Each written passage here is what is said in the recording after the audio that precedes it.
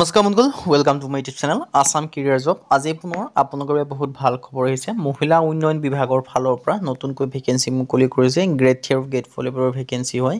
10 পাছ হওক, 12 পাছ হওক, degree pass হওক, সকলোৱে আবেদনসমূহ কৰি ল'ব পাৰিব। মহিলা উন্নয়ন বিভাগৰ ফালৰ পৰা ভেকেঞ্চিখিনি মুকলি কৰিছে। নতুনকৈ চাকৰি আহিছে, চ' কেনেদৰে আবেদনসমূহ কৰিব পাৰিব, কোনটো পদৰ ক্ষেত্ৰত কিমানকৈ এজ ক্ৰাইটেৰিয়া বিচাৰিছে, অৰ্হতা বিচাৰিছে, সকলোখিনি কথা এই ভিডিঅ' যোগে আলোচনা কৰা হ'ব। চ' যদি ভিডিঅ'টো ভাল পায়, ভিডিঅ'টো লাইক কৰি পাৰে, লগতে চেনেলটো ছাবস্ক্ৰাইব কৰি দিব, এনেকুৱা ধৰণৰ ভিডিঅ'সমূহ প্ৰতিদিনে পাই থাকিব। আৰু আমাৰ হোৱাটছআপ চেনেল ভিডিঅ' ডেছক্ৰিপশ্যনত দিয়া আছে, তাত গৈ ফ'ল'টো কৰি দিব পাৰে, তেতিয়া আপোনালোকে ডেইলি জবৰ আপডেটসমূহ পাই থাকিব পাৰিব। আৰু ভিডিঅ'টো যিমান পাৰে সিমান নিজে শ্বেয়াৰ কৰি দিওঁ, যাতে সকলো বন্ধুৱে ডেইলি জবৰ আপডেটসমূহ পাই থাকিব পাৰে। আহক ভিডিঅ'টো আৰম্ভ কৰোঁ। ইয়াত আপোনালোকে দেখিছে DSOW দৰং ৰিক্ৰুইটমেণ্ট আহিছে 2025 বৰ্ষৰ ক্ষেত্ৰত। এপ্লাই ফৰ 3 চাইকো ছ'চিয়েল কাউন্সিলৰ, যিটো DSOW মানে আছে আপোনালোকৰ ওমেন যিটো চাইল্ড ডেভেলপমেণ্ট আছে, তাৰ পৰা ভেকেঞ্চি মুকলি কৰিছে। ছ'চিয়েল কাউন্সিলৰ ভেকেঞ্চি আছে, কুকৰ ভেকেঞ্চি আছে, ৱৰ্কাৰ এণ্ড চিকিউৰিটি গাৰ্ডৰ ভেকেঞ্চি আছে। মানে গ্ৰেড 3 আৰু গ্ৰেড 4 লেভেলৰ ভেকেঞ্চি আপোনালোকে দেখিবলৈ পাব। চ' আপোনালোকৰ যিটোতে ইলিজিবল হ'ব, যিটোতে ইণ্টাৰেষ্টেড হ'ব, সেইটোতে আপোনালোকে আবেদনসমূহ কৰি ল'ব পাৰিব। চ' এটা ভাল সুযোগ, এটা ভাল সুবিধা আপোনালোকৰ বাবে মুকলি কৰিছে। লাষ্ট ডেট দেখিব যে 25 2025 মানে নৱেম্বৰ মাহৰ 25 তাৰিখ পৰ্যন্ত ভেকেঞ্চিখিনি ক্ষেত্ৰত আবেদনসমূহ কৰি ল'ব পাৰিব। চ' আপোনালোকৰ বেছি টাইম নাই, মানে আপোনালোকৰ 25 তাৰিখৰ ভিতৰতে আপোনালোকে আবেদনসমূহ কৰি ল'ব লাগিব। The office of the district social welfare office, যিটো মহিলা উন্নয়ন যিটো আছে, তাৰ পৰা ভেকেঞ্চিখিনি মুকলি কৰিছে। ছ'চিয়েল ৱেলফেয়াৰ দৰঙৰ ফালৰ পৰা, দৰং জিলা সমাজ কল্যাণ যিটো বিষয়া কাৰ্যালয়ত আছে ওমেন ডেভেলপমেণ্টৰ, তাৰ পৰা ভেকেঞ্চিখিনি মুকলি কৰি দিছে। চ' এই ভেকেঞ্চিখিনিৰ ক্ষেত্ৰত যদি আপোনালোকে ইণ্টাৰেষ্টেড হয়, ইলিজিবল হয়, আপোনালোকে আবেদনসমূহ কৰি ল'ব পাৰিব। DSOW দৰং 3টাকৈ ভেকেঞ্চি আছে। মিনিমাম এডুকেশ্যন কোৱালিফিকেশ্যন 10 পাছ হওক, 12 পাছ হওক, গ্ৰেজুৱেশ্যন পাছ হওক, সকলোৱে আবেদনসমূহ কৰি ল'ব পাৰিব।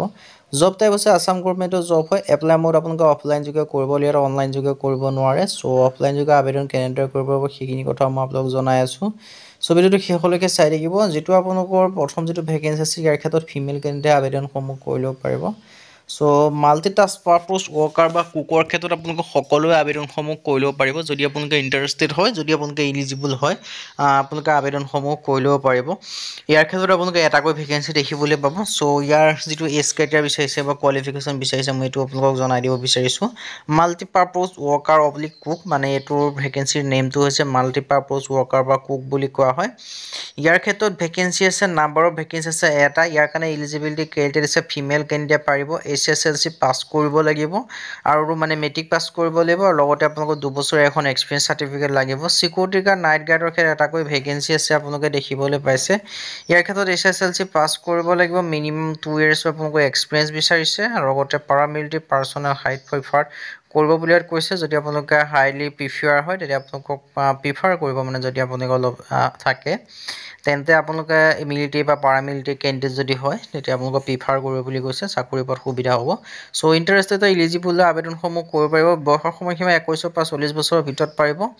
লগতে আপোনালোকে এজ ৰিলেক্সনসমূহ লাভ কৰিব পাৰিব। SC SC ক্ষেত্ৰত 5 বছৰকৈ, OBC ক্ষেত্ৰত 3 বছৰকৈ, PWBDৰ ক্ষেত্ৰত 10 বছৰ পৰ্যন্ত এজ ৰিলেক্সনসমূহ লাভ কৰিব পাৰিব। আৰু আবেদন কৰিবলৈ যিটো এড্ৰেছ দেখিব পাৰিছে, office of the district social welfare officer Darrang, Mangaldai, আপোনালোকৰ দেখুৱাইছে বেবেৰাঘাট, আৰু ৱাৰ্ড নম্বৰ 10 পিন 784125।